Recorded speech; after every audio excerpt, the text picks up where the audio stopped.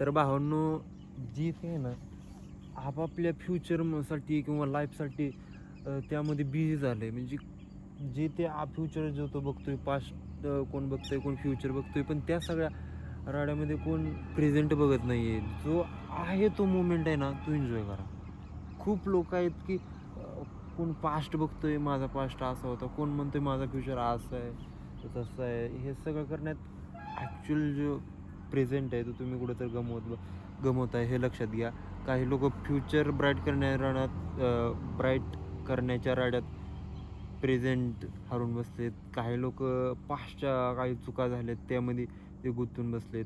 काही लोक move on होत नाही आहेत. काही लोक फ्युचरचं खूप टेन्शन घेऊन रोज लाईफ जगतायत. तर सगळ्यांना एकच सांगणं आहे, जो प्रेझेंट आहे, जो आत्ता जो क्षण आहे, हा क्षण एन्जॉय करा.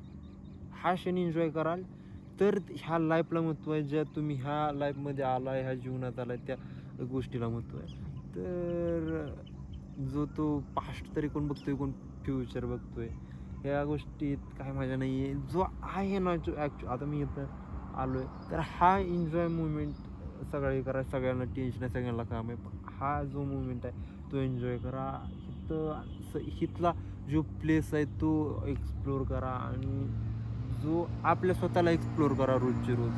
मग खरं आयुष्यात मजा आहे आणि हा प्रेझेंट एन्जॉय करा.